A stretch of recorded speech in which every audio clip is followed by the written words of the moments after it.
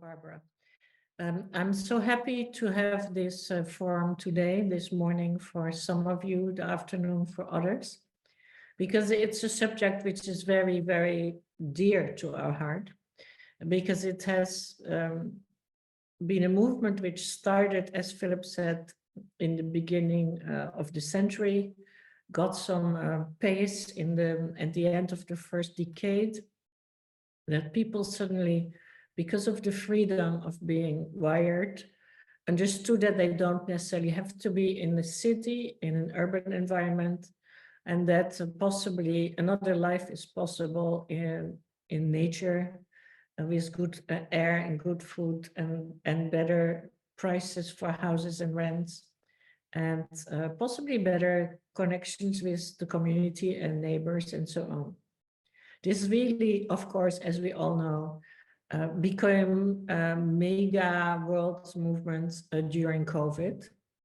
We have seen amazing migration from the city to the country, from Tokyo, from Montreal, from New York, from Paris, from Amsterdam, from all big cities.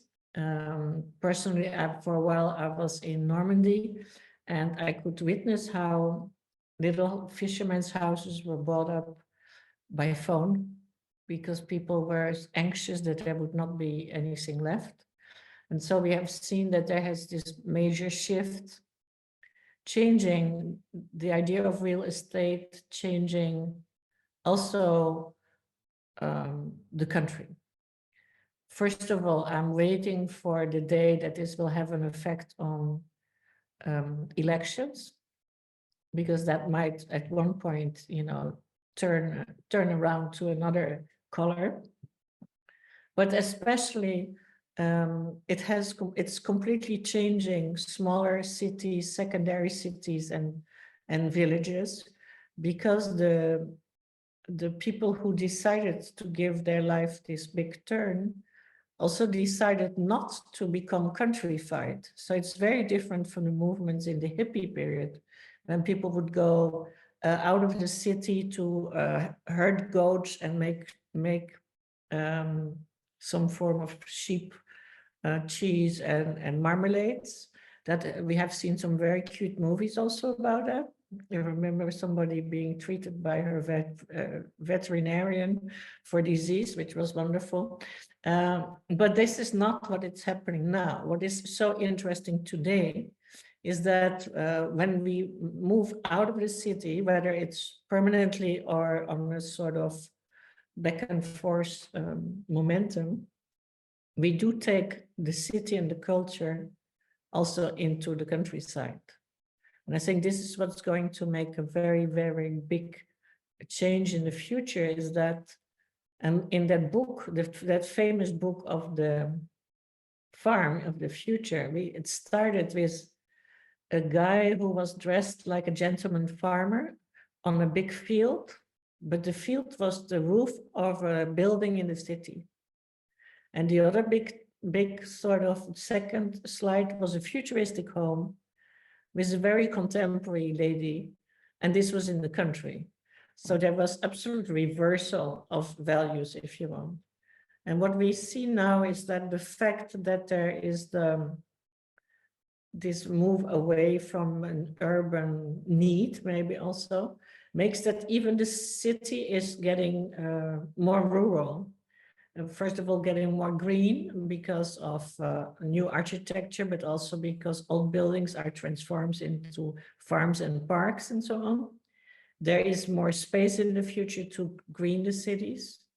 So in some countries like Belgium and the Netherlands, which are very, very small countries, at one point, it will be one big garden with houses in it, and you won't maybe not even see the borders of rural and urban areas. They will completely sort of dissolve.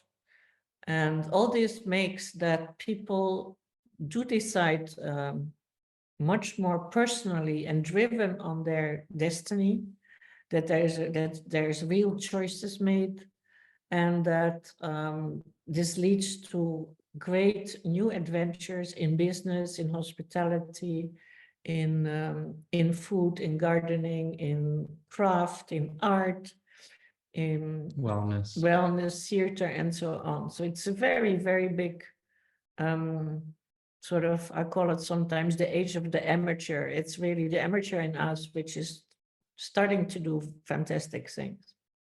And so it was very interesting for me to witness Barbara making a book about her region, which is Upriver, and getting in touch with all you guys and starting to meditate on how to bring this together. And while she was writing about all the interviews she did with you, I think you really came to new conclusions, isn't it, Barbara, that you suddenly understood that there was not only the individual choices, but that it was exactly also the building of the community, which was so interesting.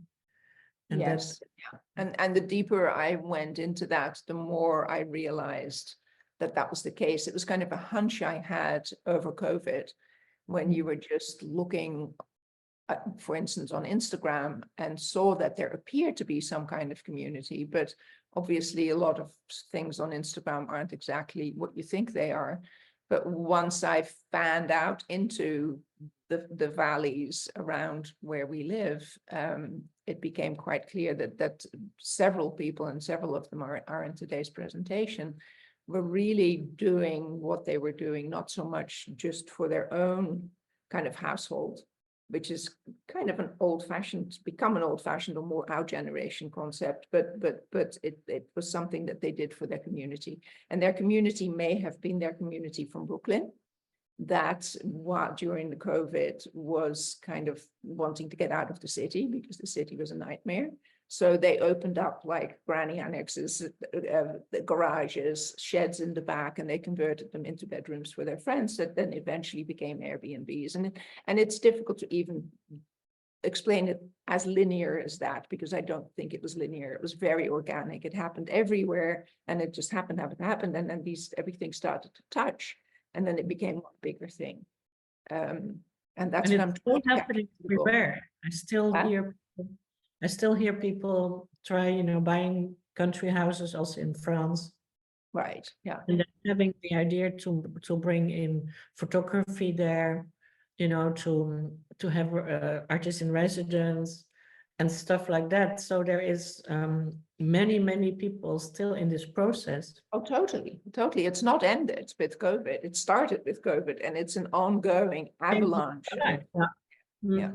I mean, the biggest problem with it is that house prices went up so much that suddenly it becomes less feasible in those areas, like even in our areas, it's certain people that can afford it now, whereas at the beginning, a house may have been 150, 200,000. That same house on the New York side of the river is 300, 400, 500, 600,000. So, and that happened very fast. So that's unfortunate. But then you also look on the outside of the area. So, there it's still a little cheaper. You go up to Binghamton, Finger Lakes, or around there, and it's still a little more affordable. So the area keeps getting bigger because people look on the outskirts to find something affordable. So it's really interesting how it happens. And it's not like the Hamptons where you only have so much real estate. So everybody's on top of one another. We have, we have Pennsylvania and New York and Connecticut and Massachusetts. So it's a pretty big region where this can happen. Even the Hamptons, the art galleries moved to the Hamptons because they say that actually to sell expensive art is easier when people are really relaxed. Right, but it's a very different community and a very different motivation. How art also will move, in other ways to this other region. But that's absolutely the case. We have a magazine called Upstate Diary, and it's all about art in our region. And it's a fantastic magazine. I was hoping that she would speak today, but she couldn't make it. But what she has done for the region in art, and what's his name? Jack Shainman has a huge gallery up in Kinderhook, and you have Dia, and you have Magazino, and all these big important museums, not even galleries, that have opened up in our area. So it's super cultural. creative community who is leading also often this direction. Yeah. We call it, they made a book called The Great Disruption, and the first story was The Great Migration. And because we believe it's a very, very important, deep rooted tendency, you know, it's a social movement. It's not a trend. It's really a big, big anthropological movement, I would say. And it will, we don't even know yet exactly what is the perspective. We are only so much in the beginning, you know, this is not cottage. See, that's how Americans sometimes make things simple, but it's way beyond that sort of thing. Yeah, but it's fun to create the narrative around it. Yeah. Sure. So why don't you start with the whole program, Bar, and give us an idea in the book as an introduction, and then we speak with all the amazing speakers of today. Yes. Okay. Thank you, Lee. Thank you, Philip. And thank you, Ragnar, who was behind the scenes with preparing for all this. It's great to have an opportunity and platform to be able to do this. I am going to share my screen, and I'm going to take you through the book very fast. And I'll point out the people that are going to be here today, and then the people that that couldn't be here. And we have some extra other people here that aren't in the book, but that are very much embody what we're talking about. So this is the cover, and my daughter Kiki created the font for this. I had asked her to make a stick font. I had no idea that it was going to turn out this way. She went much wilder and more impressive and more memorable than I had intended. And the actual size of this is about, I don't know, I think 3-4 feet across and about 3 feet high. So she made it very big and then photographed it. The house on the cover is Nadia's house, and Nadia will be joining us later and will be walking us, I think, through the house and also through her studio to show her work. So then these are the seasons. The top row is winter, spring, summer, fall. And those are pictures that I took of my surroundings and at all the different houses that I photographed. Let me go through the initial pages. Content. Emma, I just want to give a shout out to Emma Austin Tilo, who did the foreword, who was really, really lovely and has helped me also a bit with the promotion of the book. And then we go to the first house. Oh, this is my house, actually. That's the first house. And talking about the COVID thing, I thought this picture was interesting because the bed in the back is in the dining room, but we needed an extra bed over COVID. So it's called the COVID bed, that if anyone was sick, that we could overflow into that bed. But it actually ended up being my bed a lot of the time, just because I needed privacy. So that these are more pictures from our immediate environment. Can you see them, or are you getting everybody's? I'm seeing everybody's portraits in the corner. Are you getting that or not? Is that better? Yeah, that's fine. Yeah, I can't do it any different way. All right, that's probably better like that. And I will go to, this is the first house in the book, and it's the first house because Julie and Peter, who are an artist and a musician, were really the first people to do this, and they did it in 1986. So it's not like it's an entirely new thing, and they really did it in exactly the same spirit as everybody else. And as we've been talking about, only it was 1986. They went for a drive and ended up in Kingston and fell in love with Kingston. Called a friend who lived there, who put them in touch with the realtor. This is all in the same day. And they found this church and chapel, which they immediately bought. The church became a community center. And they just ended up being these huge magnets socially in Kingston. They even called them the doulas of Kingston. They were given an award by Kingston, an award for being so active in the community. And their credo really is that if you want to make friends, you have to invite them to dinner. So they do these huge dinners, and they're often potluck, and they brought their whole community together in that way. And then they started a bed and breakfast there, which they have been running through until COVID. And now they mainly just kind of do their work in the house and have a lot of guests always staying with them. So I'll just run through that quickly. There you see the dining table. That's us having a dinner there. This is Nadia's house. I'll run you through the pictures, but she will tell you her story very soon. She's a sculptor, and so a lot of pieces are hers. This is a sink that she did, it's a little footstool for the daughters so they can reach the sink. Then she has this beautiful studio, which I absolutely adore. And this is some of her work. This is Elizabeth and Jake. They built this out of a fantasy they had when they were still students and living in near Harvard. I think he was going to Harvard, and they saw this building locally in Massachusetts and copied it exactly. Their father measured it and then built it for them. And now it is their house upstairs and downstairs. It is a communal space where they host dinners every Saturday night that people pay for. It fills up their entire dining room. This is a part of the dining room. And so this is Elizabeth setting the tables for that Saturday night. I was there 2 years ago. And this is kind of what an event like that looks like. This is Ron, who is a rather eccentric, wonderful antique dealer who bought what he thought was a little house, but it actually turned out to be a 6,000 square foot little Greek revival. So it wasn't as small as he thought it was. And he created an upstairs, downstairs feeling to the house, where downstairs really looks like more the way we would all furnish our houses. And then the upstairs is more like World of Interiors. And the idea was this was like kind of servanty, but I mean, who thinks that way nowadays? But it was the inspiration. So these are the upstairs pictures. So they're a little bit more glamorous. And that's the house that he thought was small, turned out to be huge. And in the back, he has 2 barns where he sells beautiful antiques. If you get a chance to go up to, what is it?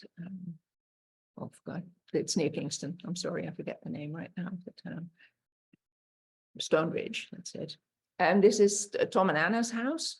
And Tom and Anna are going to be telling you all about this and all the other houses they've since built. They're incredibly prolific and make beautiful environments for people to live in. And they'll tell you their story and their community as the first ones after my presentation.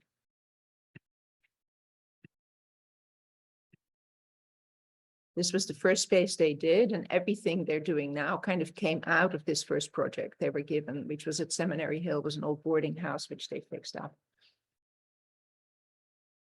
This is Graphic Farmstead. These are 2 graphic designers. So their house is, I always say it's a little bit more Dutch. It's very graphic. It has more color in it. It's an old farmhouse that they had as a weekend house, and they moved there eventually full time. And designed the local yard signs for the Democratic Party because they thought they were so ugly. So they did new signs for them for free. And even their swimming pool is incredible, it has these graphic shadows. It's all very well thought out, very beautiful.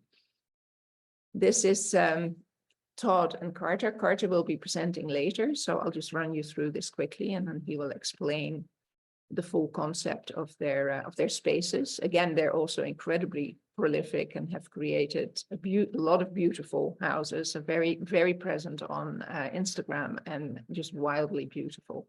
And they've just finished another home, which is on the same property as this what used to be a boarding house was, but there's another property on this property that they've just finished fixing up. And he will tell you about the work they do there. Audrey's farmhouse. I'm really sad that Sally and Doug couldn't do this. I'm big fans of them. I'm talk about prolific. They started by buying this old farmhouse, which was a B&B at the time. And they turned it into an Airbnb and were very successful with that, with this first house, old farmhouse. I think it was built in 1790. So they kept a lot of the very authentic details. It looks a lot like my old farmhouse that I bought. And then they bought another one called Old Mill, which was nearby. That's what these are pictures of the Old Mill building, which also became a B&B. But then they attached these amazing weddings event spaces to each property. So the first one, Sally's Audrey's farmhouse, was across from greenhouses. And they bought the greenhouses, actually had to put up new ones because they weren't up to code, but it's huge greenhouses where they give these most beautiful weddings. And then at Old Mill, they also created a pavilion and a pool and everything also to have wedding events. And now they're just building a new mini hotel as well, but they're being very secretive about it. So I don't know much about that. But they are wonderful, very generous, very open-armed people that have really created community and a lot of work opportunities. That's the other thing here, that the people that come in that do these things create work for the local community. So it's really becomes this wonderful organic local and new community, old and new community. This is Mildred's Lane. Morgan was in the first World Hope Forum that we did 2 years ago. And that World Hope Forum, I have to say, had a lot to do with my inspiration to do the book, because I had a bunch of people in it that kind of, I was trying to tell the same story, but I didn't quite grasp it the same way, obviously, as I do now. But Morgan was such an inspiration and so core to all this, because she's been doing this since 2000. And they've had the property since the 90s. It's 80 acres with an old farmhouse. And then they build several other buildings. And it's an artist in residency, was an artist in residency programs. She's had everything from artists come to build more things in the landscape. She's done something called Work Styles, which deals with making the way you live, from making your beds to cooking to having friends over for dinner, every aspect of that, an art form. There's a lot there, and I don't have time to go into it now. But if you want to see what she's all about, you can see the earlier World Hope Forum USA. And I'll just quickly take you to the amazing pictures. And you can just see that in this house, people are moving through all the time. She doesn't even see it as her home. It's this kind of public space for everybody that comes through and is lucky enough to be able to stay there and participate. There's Morgan.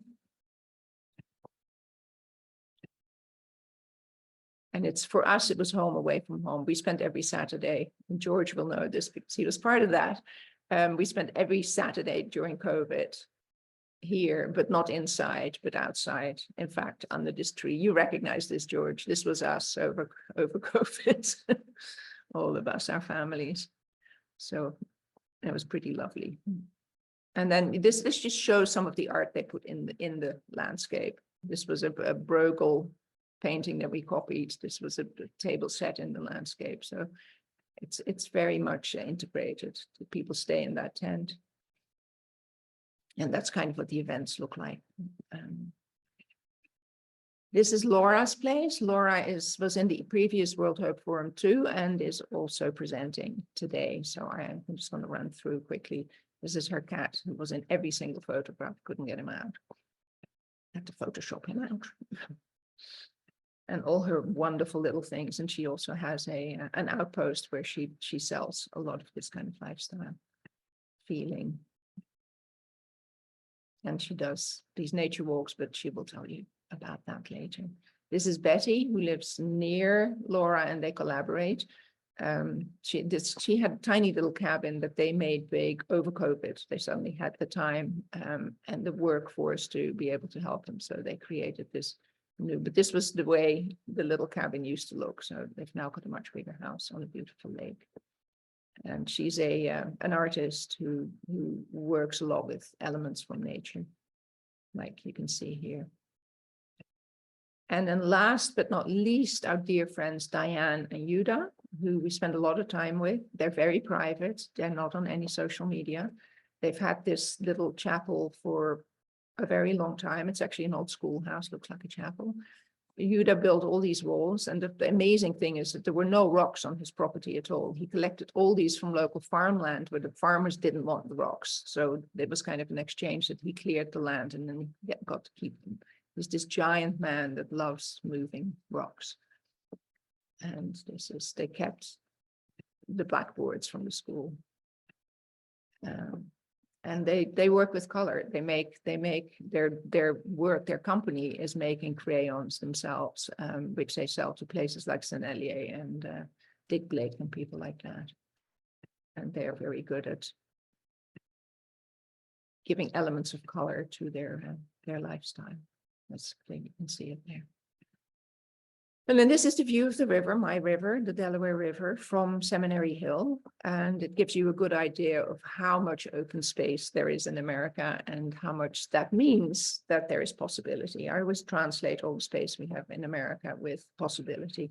Whereas what Lee was saying about Belgium and the Netherlands, where you have, you know, it's really, there's somebody everywhere and nature is completely manipulated and used. There is, you know, still so much raw nature, which gives that sense of anything is possible. And that is it. So stop the share. There we go.